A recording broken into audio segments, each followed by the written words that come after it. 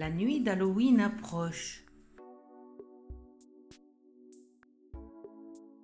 Tout semble calme, mais quelque chose d'inquiétant flotte dans l'air. C'est le moment de rentrer chez soi et de se mettre à l'abri derrière les portes verrouillées. Devant sa porte, Zoé, la petite apprentie sorcière, est inquiète. Elle doit passer cette nuit les épreuves pour obtenir son diplôme de sorcière. Elle a bien étudié les formules et les charmes qu'il faut savoir par cœur. Mais qui seront les examinateurs? Seront-ils très sévères? Moi, je sais qui fera passer l'examen de cette année. D'abord, Mister Dracula, le célèbre vampire. Il a beaucoup voyagé dans le monde entier, il est très connu et admiré.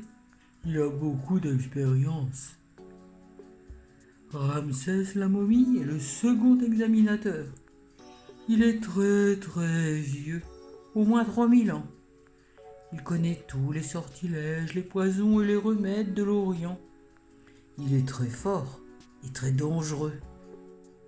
Le dernier, c'est Martin, le squelette. Un type toujours élégant, jeune, moderne. Il aime plaisanter, c'est un rigolo. Mais plein d'imagination, il peut poser des questions, pas piquer des vers. Pendant ce temps, Zoé, l'apprentie, se rend au lieu de rendez-vous où les examinateurs ne tardent pas à apparaître. Mister Dracula commence tout de suite. Comme première épreuve, tu dois faire pousser en une nuit un champ de citrouilles grimaçantes. Mais attention, elles doivent être suffisamment effrayantes pour faire sauter de peur même un chat noir. Vite, pas de temps à perdre. Zoé récite l'incantation suivante en jetant de la poudre magique. Citrouiller, citrouiller qui pousse, citrouiller, affreuse frimousse, poussera, poussera si fort, que chat noir sautera dehors. La nuit, tous les chats sont gris, et la chatte Mitzi était à la recherche de souris dodues pour son dîner, quand elle tomba nez à nez avec un champ de citrouilles. Ces citrouilles étaient si moches, si horribles, que Mitzi blêmie fit un bond en arrière et fila à toute allure. Sauf qui peut, rien de bon à manger là-dedans. Et Mister Dracula confirma à Zoé qu'elle venait de remporter la première épreuve. « À mon tour, dit Ramsès la momie, tu dois retrouver de jeunes fantômes follets, partis faire la fête dans un cimetière et les ramener à la maison. » Des fantômes follets, qu'est-ce que c'est que ça encore? Comme des feux follets? Comment attrape-t-on des feux follets? Zoé se creusait la tête. Il lui vient soudain une idée. Les attirer avec un feu de joie parfumé peut-être? Ces jeunes fantômes viendront sûrement là où on s'amuse. Zap! S'écria Zoé en jetant en l'air une pincée de poudre magique. Et un feu parfumé s'alluma, entouré de boules de lumière. L'odeur devait porter loin, car quelques instants plus tard apparaissait un trio de jeunes fous chevauchant une citrouille. « Ouais, on s'amuse ici !» criait-il en riant. Et bientôt, deux jeunes rigolos se joignaient au petit groupe, attirés par l'odeur de la fête. Zoé les laissa profiter un peu de l'ambiance lumineuse. Elle attendait avec confiance le verdict de Ramsès la momie.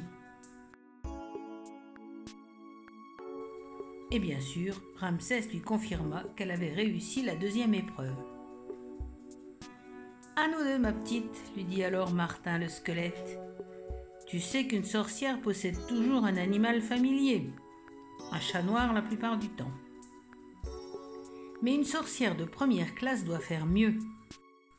Alors, pour ta troisième épreuve, il va falloir apprivoiser une chauve-souris pour en faire ton favori. » Cette fois, Zoé se trouva bien embarrassée. Elle se creusait la tête encore.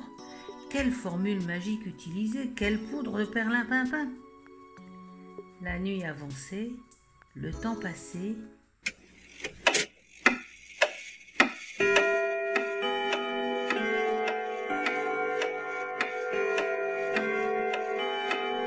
Et tout à coup, Eureka! Tout en jetant une poudre magique, Zoé récite. Abracadabrique, une flûte magique, abracadabrou, avec un seul trou, fascine la bête, abracadabrette, et l'amène à moi, abracadabra. Dans la main de Zoé, une flûte magique à un seul trou était apparue. Au pied de Zoé, un tapis d'araignées, de vers de terre et de 1000 pattes. Bah. La flûte magique se mit à jouer une étrange musique à une seule note. Attirée par la musique magique, une chauve-souris qui passait se laissa littéralement tomber sur le tapis de bestioles grouillantes et se mit à les avaler tout cru à toute vitesse. Pouf, pouf, pouf, la petite chauve-souris, le ventre bien rond, s'assied au pied de Zoé et d'un air plein d'espoir la regarde. « Il y en a encore ?» Zoé lâcha sa flûte, mais la chauve-souris ne s'enfuit pas. C'est à ce moment que Martin le squelette apparut. « Félicitations Zoé, tu as réussi la 3e épreuve. » Le jury a délibéré. Tu es digne de devenir sorcière de première classe. C'est la doyenne des sorcières qui te remettra tes attributs officiels. Un grimoire de recettes magiques et un balai volant. Encore bravo. Et ils disparaissent. La célèbre Carabosse donne à Zoé son grimoire et son balai, en lui disant d'en prendre bien soin car ils devront durer longtemps, très longtemps, pendant que la chauve-souris fait des cabrioles. Zoé est rentrée chez elle. La nuit se termine, seuls quelques retardataires ont encore les chemins. Il est temps d'aller retrouver un abri jusqu'à l'an prochain.